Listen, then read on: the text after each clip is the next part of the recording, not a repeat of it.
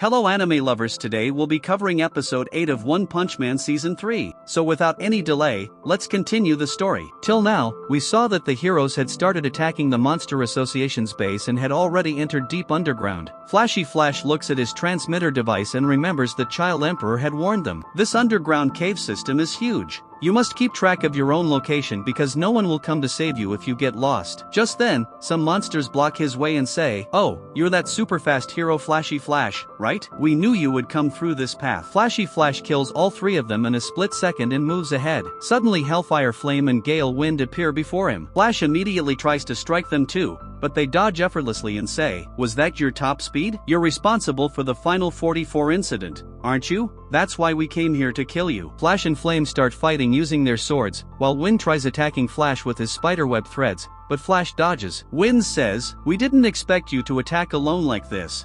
You're a bit too confident." He tries to trap Flash like an insect, but Flash destroys the surrounding walls with his attacks. Flash asks, "Are you two from the same village? And did you join the Monster Association just to kill me?" Then they take Flash into another large chamber where the fight continues. Flame and Wind say, "Nice place, right? We forcefully took it from monsters. Here we can fight as much as we want." All three begin battling in super speed. Compared to previous episodes, the animation here was actually quite decent. Flash asks, "Who hired you?" "After dealing with the Monster Association, I'll visit him too." Wind replies, "His name is Skill Fish, the king of human trafficking." "Will you really fight his mafia army?" Flash says, "No need, I already killed him. He used to send hitmen after me, so I finished him off long ago." Wind asks, "Then what about Drug Lord Herod, Heart Collector Bulgil, Phantom Thief Bandit Captain?" Flash calmly says, "Killed all of them too. I just don't go around bragging about it." Wind sighs, "We were supposed to kill them after dealing with you, but fine.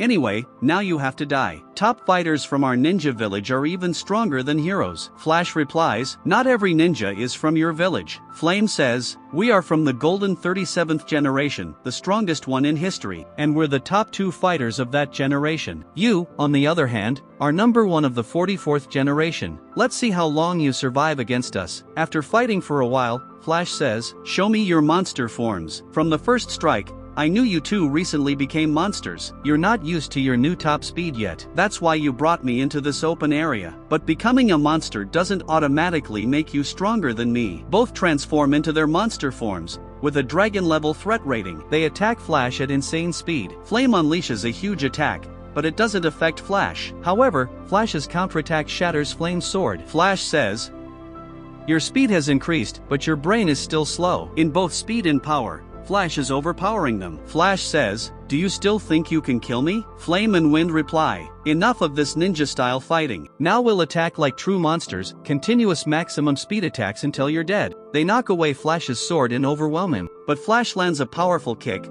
grabs his sword again, and uses his ultimate technique. He slices both of them in a single strike, killing them instantly. Flash says he was waiting for the perfect moment to kill both together. If even one of them escaped, they would create problems later. He adds, "Any other S-class hero wouldn't have kept up with your speed, but you made a mistake by choosing to fight me." Before dying, Flame asks, "What were we lacking?" Flash answers, "Training." Flash moves forward and checks his transmitter device, but realizes it fell somewhere during the battle. Child Emperor watches everyone's location and thinks, "Why has Flashy Flash suddenly stopped moving? Maybe he dropped his device." He says heroes can handle themselves, but their main goal is to find the kidnapped child. Child Emperor also knows a secret that no one else does. Suddenly a monster attacks him from behind, but Child Emperor's robot destroys it instantly. He then enters a room full of Metal Knight's damaged body parts and is shocked. Orochi had done this. Child Emperor hopes he never has to face Orochi alone. He then starts retrieving data from the broken robot to find clues about the kidnapped child. He discovers someone tried to repair this robot. This means the monsters also have a tech expert.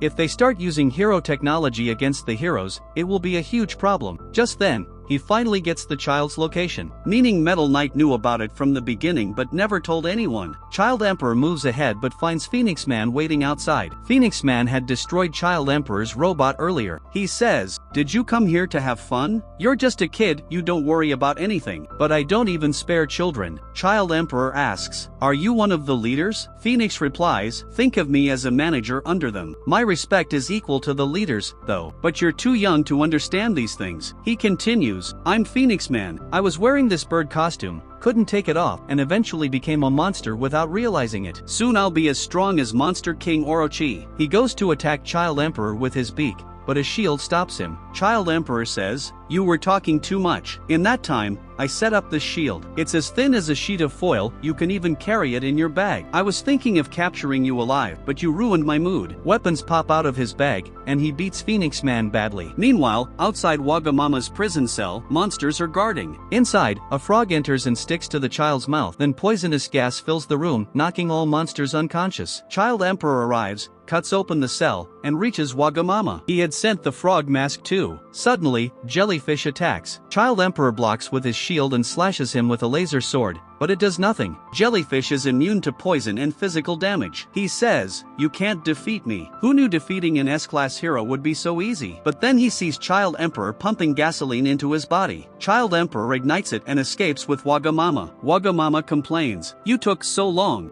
Child Emperor senses another monster ahead and sends a remote-controlled tank first, which gets destroyed immediately. This monster is Machine God G5. Child Emperor thinks it's a robot, so he plans to disable it with electricity, but G5 cuts his device with his sword and approaches them. Child Emperor releases his 3 robot dogs, which combine into a huge robot. He fires missiles, traps G5, and the dog robot smashes it. Child Emperor escapes with Wagamama, thinking he cannot afford to get distracted now. His only mission is to take the child to safety. And the episode ends here. So friends, how did you like this episode? Compared to earlier episodes, the animation in this one was pretty decent. Let's see what happens next. If you enjoyed the video, don't forget to like and share it. And if you're new, subscribe and hit the bell icon. I'll see you very soon with the next video. Thank you.